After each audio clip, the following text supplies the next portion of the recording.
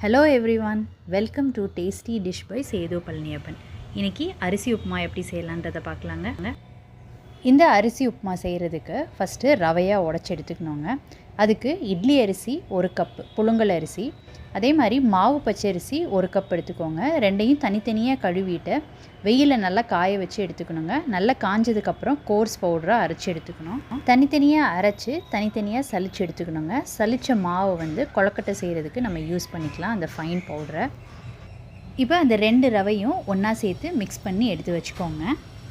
இதை தான் நான் உப்புமா செய்ய யூஸ் பண்ணியிருக்கிறேங்க. இதோட டீட்டெயில்டு ரெசிபி நான் நெக்ஸ்ட் வீடியோவில் அப்லோட் பண்ணுறேங்க. ஒரு குக்கரில் எண்ணெய் விட்டுக்கிறேங்க. எண்ணெய் சூடானதுக்கப்புறம் இதில் கடுகு உளுந்து பருப்பு சேர்த்துக்கிறேன். இதோட கடலைப்பருப்பு கொஞ்சம் சேர்த்துக்கிறேன். ஒரு காய்ந்த மிளகாய், இஞ்சி கொஞ்சம் சேர்த்துக்கிறேங்க. இஞ்சி சேர்த்துக்கிட்டிங்கன்னா டைஜஷனுக்கு நல்லதுங்க. பச்சரிசி இதில் சேர்த்துருக்கிறதுனால. இதில் ஒரு பெரிய வெங்காயம் சேர்த்துக்கிறேன். ஒரு கொத்து கருவேப்பிலை.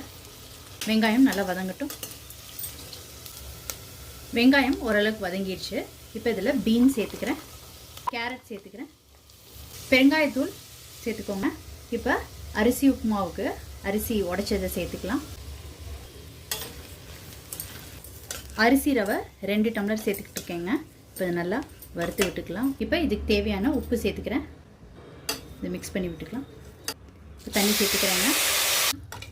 இப்போ குக்கரை மூடி 3 விசிலுக்கு வேக விட்டு எடுத்துக்கலாங்க. ப்ரெஷர் ரிலீஸ் ஆனதுக்கப்புறம் ஓப்பன் பண்ணியாச்சுங்க. உப்புமா ரொம்ப சூப்பராக வந்திருக்குங்க. இந்த அரிசி உப்புமாவுக்கு ஒரு சூப்பரான சைட் டிஷ் ரெசிபி தான் பார்க்க போகிறோங்க. இது பேர் உப்பு புளி கரைச்சது.